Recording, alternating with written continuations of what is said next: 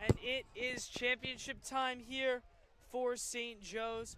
The GMC soccer finals is upon us. St. Joe's coming off a massive 3-2 victory against Monroe in PKs of the GMC semifinal. Giacomo Piali, joined here by Isaiah Lewison for all the coverage of Falcons soccer tonight. Falcons, obviously, as you can see by the big P in the middle, at a neutral site, playing out at Piscataway High School, taking on the Vikings of South Brunswick, Isaiah, in this monumental GMC finals matchup. Yep, St. Joe's in the GMC championship for the first time in a while, I believe 2015. And they're looking to make a splash real early. The seniors on this team looking for something to go out with a bang with. Troy Boucher and the St. Joe's defense doing a good job clearing that one. Nice and easy. South Brunswick looking to retain possession. Just past the 1 minute mark left here in this first half. Obviously, if you haven't been watching any of the soccer games, 2 40-minute halves is the time for soccer here. As South Brunswick trying to make a quick push. Good seal off here by Gio Morris on the sideline. South Brunswick with a little bit of opportunity. Grushkevich is going to step up. Blocked him in, trying to run him out of bounds. And there's going to be a whistle going to get Stefan Grushkevich on the near sideline. That St. Joe's defense, Grushkevich, sealed off the ball, but makes a costly mistake, pushing the SB player in the back and setting up a free kick in the corner. Aiden Fung of the Vikings was the one applying the pressure. He's going to be the one actually taking the corner kick here as well, Isaiah. South Brunswick going to get the best shot here early. Try and get a 1-0 lead against St. Joe's. Fung signals towards the net. A lot of buys in the area. Boucher makes the jumping stop. Troy Boucher, the Coast Guard commit, has been lights out, Isaiah. He's been a monumental piece for this Falcons defense. And with 56 saves on the season, only letting in 13 games played, Boucher has had himself a spectacular season. He had a 5-game scoreless streak, which obviously ended in that Monroe game in that 3-2 victory. Troy letting up a couple of goals, but nonetheless, Troy came up massive in the PKs. Obviously, as St. Joe's was able to win a lot of great offensive scoring in the PKs and a lot of great defensive play by both sides of the ball for the Falcons. Obviously, it's the reason why they're here today, Isaiah. St. Joe's within the midfield. Xavier well back to Varus, going to give it back to Wubenhorst. Wubenhorst to the middle for a Morris. Gio Morris now trying to push it. It's going to be taken over by the Brunswick defense, and they'll just boot it away.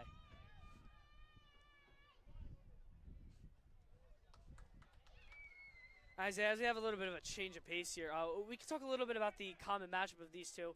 St. Joe's only lost the season, as it being the second game, was to South Brunswick early on in the year, Isaiah. So can this tell us about this Vikings team? Obviously, it's early in the season. But what else can it give us as a little, leaning into tonight?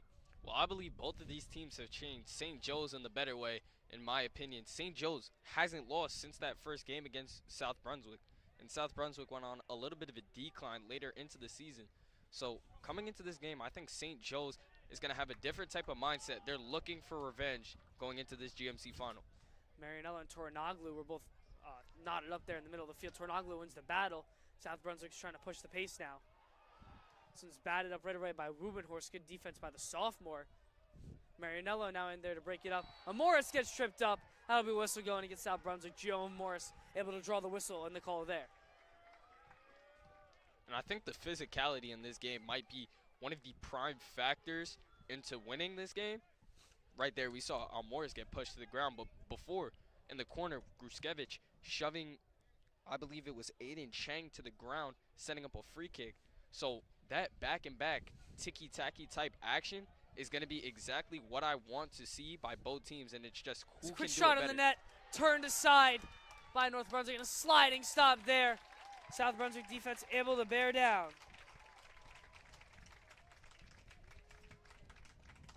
It's the goalie Logan Rogers of South Brunswick. That's his first save of the night in Isaiah. And the Falcons with a little bit of a surprising opportunity there. Didn't look like much. Got that ball across the line.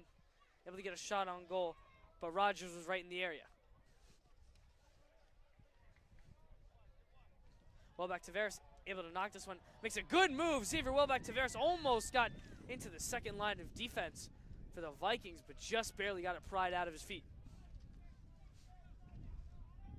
Smith trying to send it back in. He'll look to Charnecki's area, and the two will go back and forth here on the near sideline. And the change of pace by St. Joe's has been beautiful so far. If they don't see a chance up ahead in their attacking front, they'll play it back, get into a nice defensive set, and reset the ball. This one stopped quickly by Elam Mena along the far sideline. And I just want to go back to the point you talked about, the physicality. Not sure how it's going to go tonight. Obviously, St. Joe's and Monroe being two bitter rivals had a lot of physicality here. South Brunswick with a good chance. Headed just over the net. It was Justin Kong, the junior for the Vikings, right in front of the net. Sent it just over the crossbar in the head of Boucher. Isaiah, once again, go back to the physicality aspect. 7 combined cards in that Monroe game, so we'll be looking for a lot of pushing and shoving tonight from both of these teams. Monroe actually did generate most of those cards. We'll see how South Brunswick decides to play this St. Joe's team. Nonetheless, a corner kick coming up for the Vikings. It's batted out quickly by Joe Marianello. Just sends it as far as he can. Charnecki in hot pursuit in the area.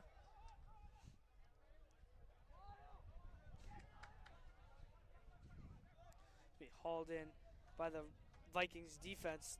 Daniel Chan in the area.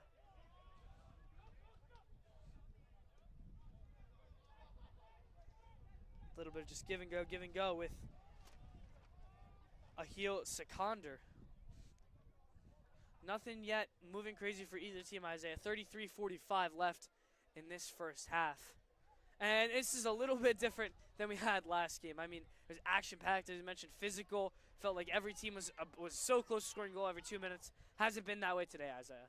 Yep, a shooting range type of action in our last game against Monroe. But right here, it's been a great defensive type game. Both teams going at it and making use of their chances so far.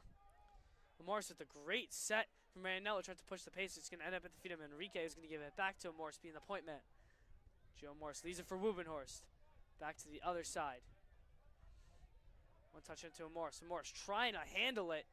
Working around a couple of defenders. Gio Morris doing a great job keeping the ball in offensive territory, but he'll lose the battle going up against Josifer El Niger of the Vikings.